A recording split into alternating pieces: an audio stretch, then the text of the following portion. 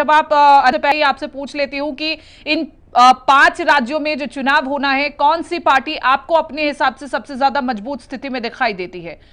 क्या हम एक एक राज्य पर जिक्र करें या फिर ऑल ओवर जिक्र करें? देखिए, ऑल ओवर लड़ाई की बात करें तो कांग्रेस वर्सेस बीजेपी है। 3 बड़े राज्यों में तो ये दल है सत्ता में और ये रहते हैं, या तो कभी कांग्रेस रहती है कभी बीजेपी रहती है। बहुत लंबे समय से राजस्थान है, मध्य प्रदेश और छत्तीसगढ़ है। तेलंगाना में टीआरएस और कांग्रेस के बीच में लड़ाई हो सकती है। बीजेपी भी एक खिलाड़ी के रूप में उभर सकती है। नॉर्थ ईस्ट में वहां के क्षेत्रीय दल जो है वो फाइट में है। इस तरह की एक राजनीतिक स्थिति दिखाई देती है। अब रह के बात की आम आदमी पार्टी का केजरीवाल मॉडल मैं भी सुन रहा था और मेरे मन में प्रश्न आ रहा था कि केजरीवाल का मतलब करप्शन क्यों न कहा जाए।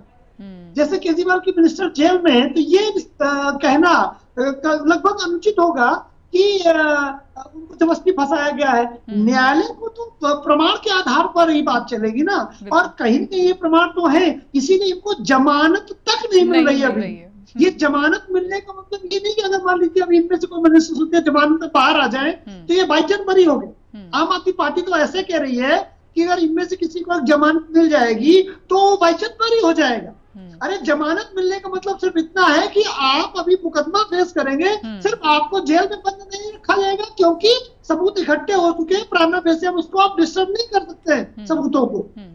तो इनके तो जो मिनिस्टर जेल जाता है वो बाहर ही नहीं निकल पाता। जिसको अरविंद केजरीवाल जी भगत सिंह बता देते हैं वो जेल से ही नहीं निकलता। अब आप ये नहीं कह सकती आम आदमी पार्टी कि ईडी का दुरुपयोग करके आदमी जेल में बंद कर रखा है। उनके न्यायालय में प्रक्रिया है। देश की जनता अगर ये जानती तो वो ये भी जानती है कि ईडी लंबे समय तक किसी को गिरफ्तार करके नहीं रख सकती है। उसे न्यायालय के समक्ष जाना पड़ता है, न्यायालय को बताना पड़ता है, न्यायालय को कन्विंस करना पड़ता है कि ये व्यक्ति अपराधी है और इसके बाहर जाने से नुकसान होगा। और न्यायालय इस बात से कन्विंस है कि इनके 3 मिनिस्टर अगर बाहर आएंगे, एक मिनिस्टर स्वास्थ्य कानूनों से बाहर है सत्येंद्र जैन जी, वो भी चाहे कारण कुछ भी हो, चाहे जमानत भी ना मिल पा रही हो। लेकिन आलोक पांडे जी, क्या आपको लगता है कि अगर मैं आम आदमी पार्टी के संदर्भ में बात करूं तो जिन जिन राज्यों में आगामी राज्यों में चुनाव होने हैं उन राज्यों में फर्क पड़ेगा इस बात का? नहीं, करप्शन का फर्क क्यों नहीं पड़ेगा? ये लोग तो बड़ा बड़ा पुथिन्ना लेके आते थे। जो शीला दीक्षित थी जब मुख्यमंत्री, उनको जेल भिजवाने वाले थे। और अगर ये आम आदमी पार्टी से पूछेगा, मेरी जानकारी भी नहीं, शीला दीक्षित के ऊपर एको मुकदमा नहीं किया इन्होंने।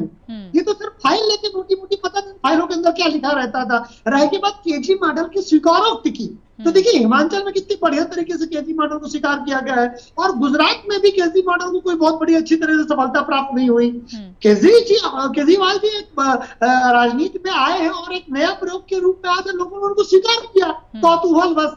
लेकिन ये तो खाटी राजनीति से भी ज्यादा तेज निकल गए करप्शन के मामले में। इनके 3 जो एक सांसद है, एक जेल मंत्री है, एक डिप्टी सीएम है, तीनों जेल जाते हैं धन के मामले में, करप्शन के मैटर में, और इनको जमानत तक नहीं मिलती। बाइचांस बरी होना तो अलग बात है। आम आदमी पार्टी तो ऐसा कह रही है। ये महत्वपूर्ण सवाल है। मैं एक बार मीनाक्षी जी से सवाल पूछ लेती हूँ, लेकिन इस बीच में